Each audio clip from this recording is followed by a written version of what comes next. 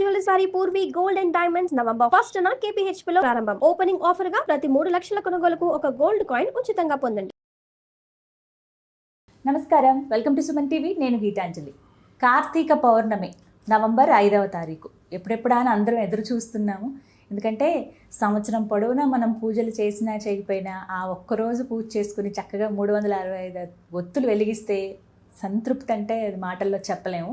అది ఇళ్లల్లో చేసుకుంటారు కొంతమంది విశేషంగా దేవాలయాలకు వెళతారు. అలాగే రాబోతున్న కాలం కావచ్చు, ఇప్పుడున్నటువంటి పరిస్థితుల్లో రకరకాల అనారోగ్యాలు మనం చూస్తున్నాం. వాటి బారిన పడకుండా మనం వజ్రతుల్యం చేసుకోవాలి మన దేహాన్ని. అలాగే ఎంతో ఆరోగ్యవంతంగా ఉండేలాగా పిల్లలు పెద్దలు అందరూ ఏమన్నా ఒక పరిహారం ఉంటే బాగుంటుంది కదా, ఈ రోజున విశేషంగా పాటించుకుంటామని కొంతమంది అడిగారండి. ఈ ప్రశ్నకి కూడా మనం సమాధానం తెలుసుకుందాము.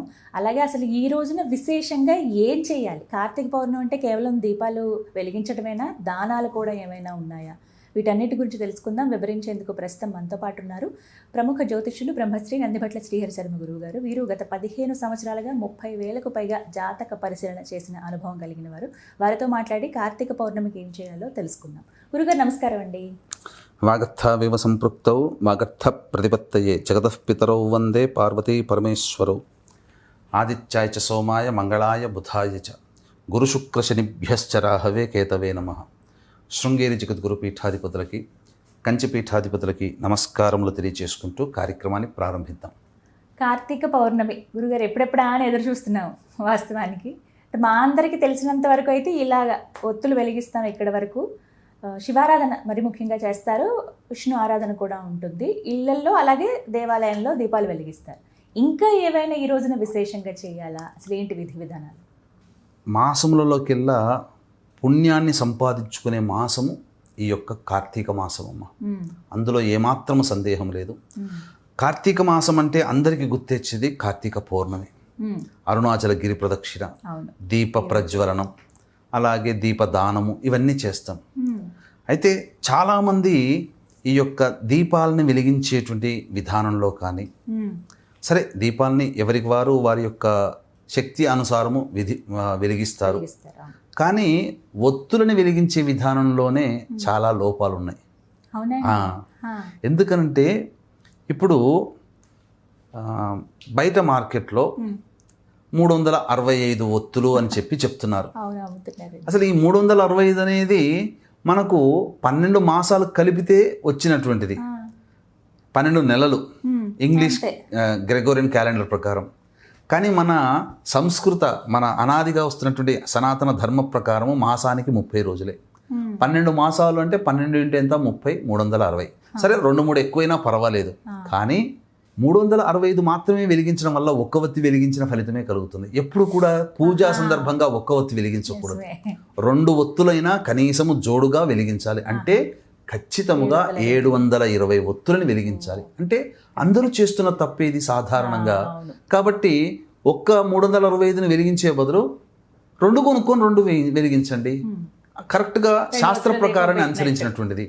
కాబట్టి ఈ యొక్క కార్తీక పౌర్ణమి రోజున చంద్రుడు చాలా వెలుగులతో, అంటే మనము పండు వెన్నెల అంటాం కదా, ఏ మాసానికి ఆ పండు వెన్నెల ఉండదు.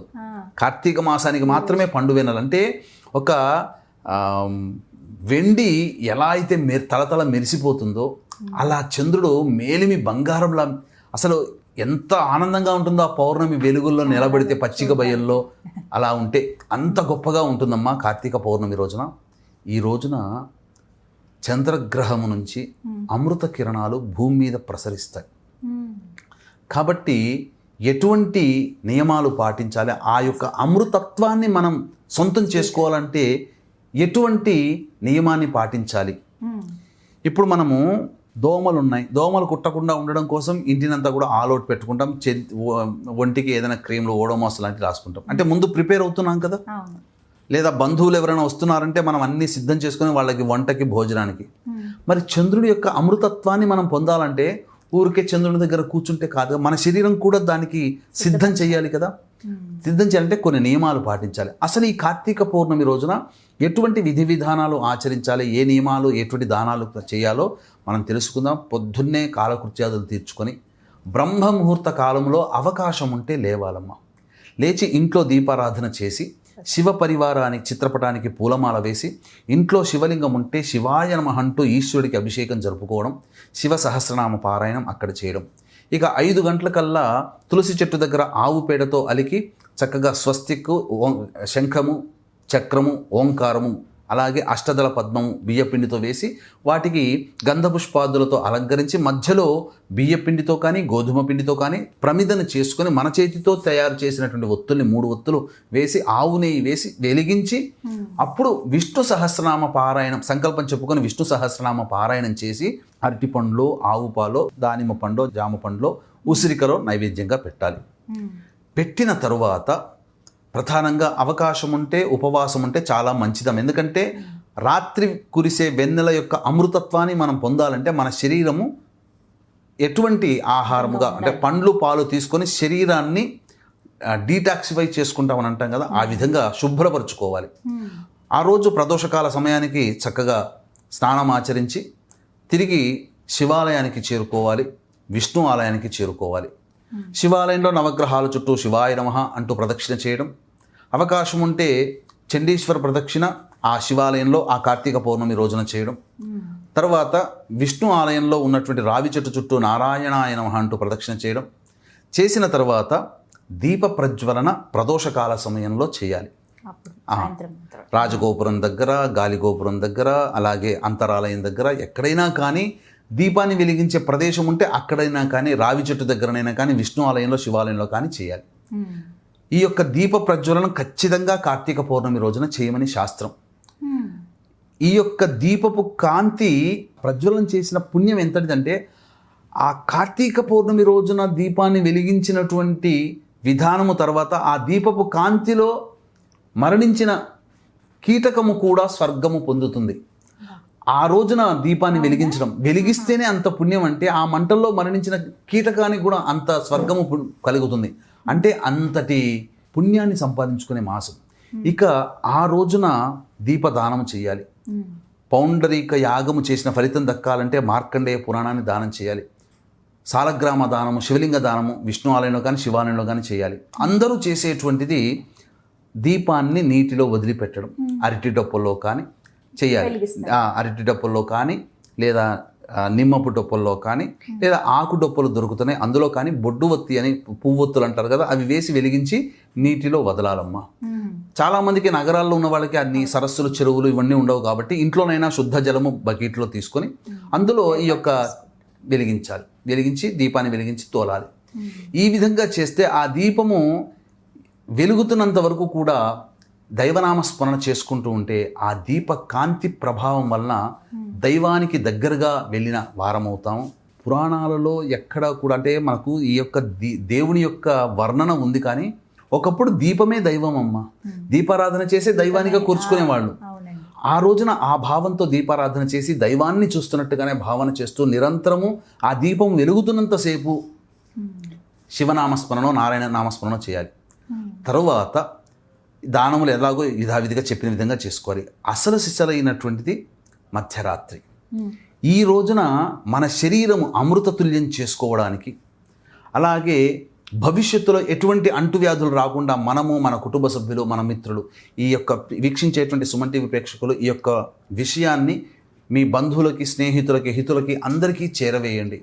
వాళ్ళు పొందిన పుణ్యంలో 10వ వంతు పుణ్యం కూడా మీకు లభిస్తుంది. అందులో ఏమాత్రం సందేహం లేదు.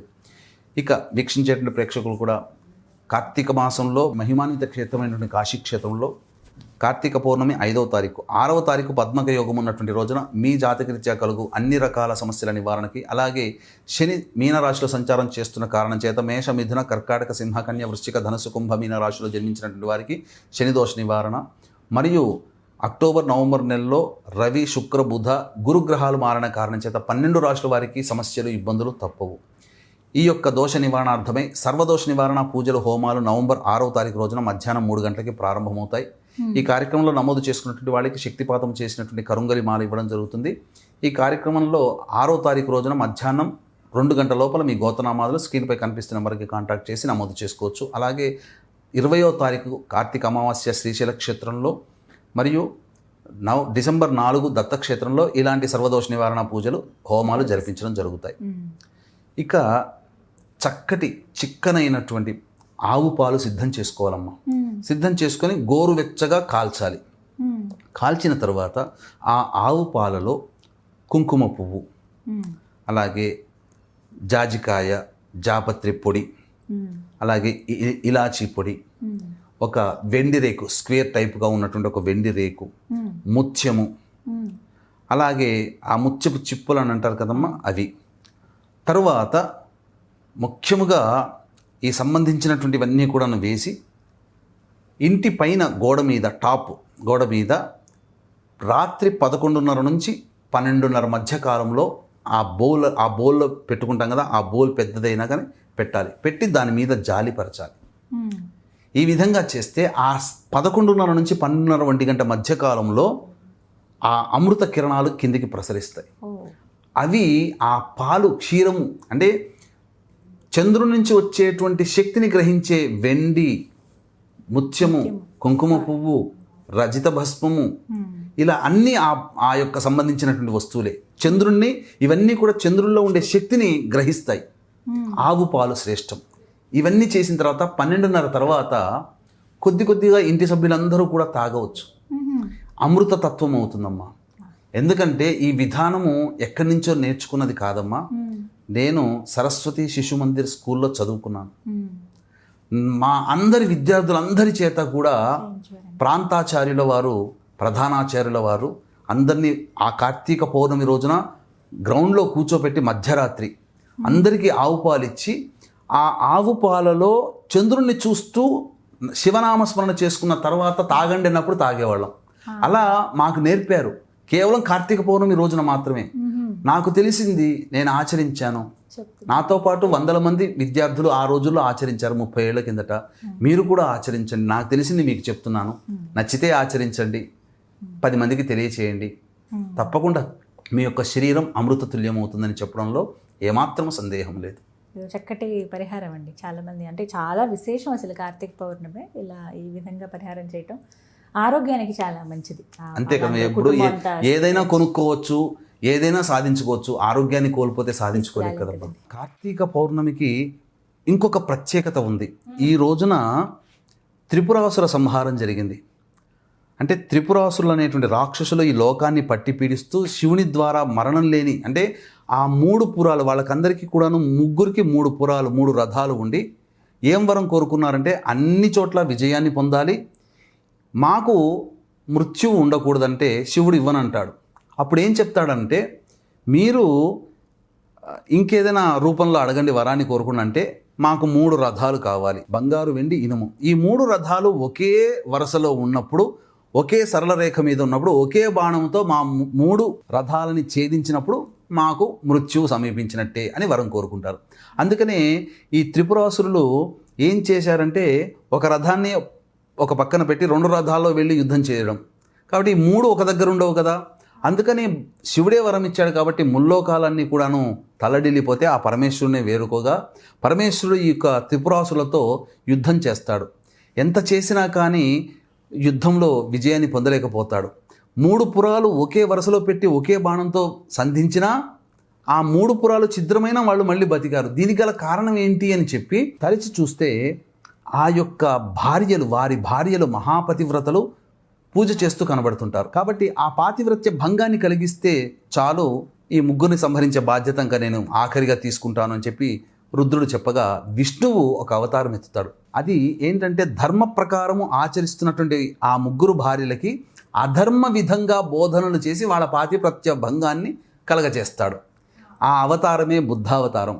మనమందరం కూడా ఆలోచించేది 10వ అవతారం, నేపాలంలో పుట్టిన బుద్ధుడు బుద్ధావతారం అంటే అప్పుడే చెప్పబడి ఉంది. అంటే బుద్ధావతారము అధర్మ ప్రచారాన్ని చేయడం కోసం బుద్ధావతారం. అందుకే ఈ బుద్ధుడు పుట్టిన తర్వాత ఈ దేశంలో, సనాతన ధర్మదేశంలో పూజలు అనేటువంటివి పోతే బౌద్ధ ధర్మాన్ని నిర్మూలించడం కోసమే మళ్ళీ పరమేశ్వరుడు ఆదిశంకరాచార్య రూపంలో జన్మెత్తాల్సిన పరిస్థితి వచ్చింది. ఇది ఈరోజు త్రిపురాసుర సంహారం జరిగింది. ఆ త్రిపురాసుర సంహారం జరిగిన క్షేత్రము మార్కాపురం దగ్గర ఉన్నటువంటి త్రిపురాంతకం. అందుకే ఇప్పటికీ కూడా ఆ త్రిపురాంతకేశ్వరుని దర్శించుకోవాలంటే రాక్షసుల ద్వారము నైరుతి. మనకు తూర్పు సింహద్వారం, ఉత్తరం సింహద్వారం, దక్షిణం పశ్చిమం. కానీ రాక్షసులకి నైరుతే సింహద్వారం. అందుకే ఆ నైరుతి ప్రతి ద్వారం కూడా నైరుతి నుంచే ప్రవేశిస్తాం. సౌత్ వెస్ట్ కార్నర్ నుంచి ప్రవేశించి ఆ స్వామిని దర్శించుకొని అక్కడ పెట్టబడేటువంటి యొక్క తీర్థాన్ని జుర్రుకుంటాం.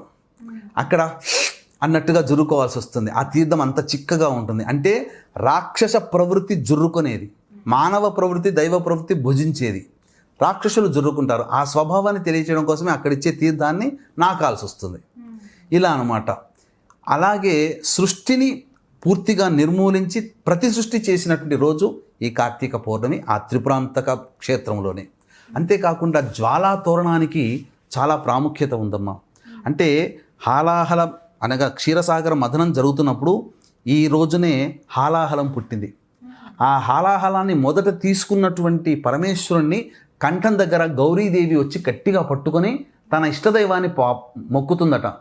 నా భర్తకి ఎటువంటి మృత్యువు కలగకుండా ఉంటే నా కుటుంబ సమేతముగా చిచ్చు వెలిగించుకొని ఆ చిచ్చు గుండా వెళతాను అని చెప్పి ఆ కోరుకోగానే ఆ ఇష్టదేవత అనుగ్రహించి పరమేశ్వరుని యొక్క కంఠంలోనే గరళం ఆగిపోయింది. అందుకే నీలకంఠుడయ్యాడు. ఆ అమ్మవారు కులదేవత ఇష్టదేవత అనుగ్రహించిన కారణం చేత గౌరీదేవి కుటుంబ సమేతముగా జ్వాలాతోరణాన్ని వెలిగించుకొని ఆ జ్వాలాతోరణం కింద కుటుంబ సమేతముగా బయలుదేరి వెళ్ళిందట.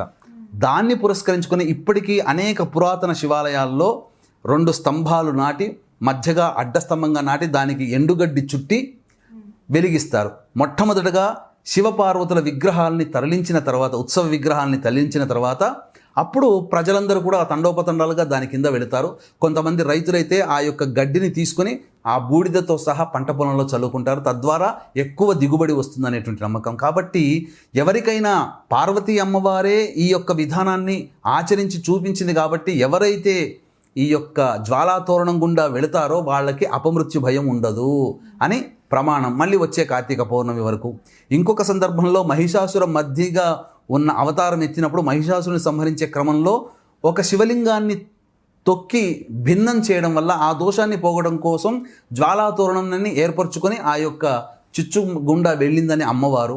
ఇది ఒక గాథ. కాబట్టి కార్తీక పౌర్ణమికి ఇంతటి విశిష్టత ఉంది. ఈ యొక్క గాథల్ని తెలుసుకొని ఆచరించినటువంటి మానవుడు లేదా ఈ గాథల్ని తెలుసుకున్న కార్తీక పౌర్ణమి మహత్యము ద్వారా ఆ పుణ్యాన్ని కూడా పొందుతాడని చెప్పడంలో సందేహం లేదమ్మా. చక్కటి పరిహారం గురుగారు, ధన్యవాదాలండి. సర్వం శ్రీ ఉమామహేశ్వర పరబ్రహ్మార్పణమస్తు.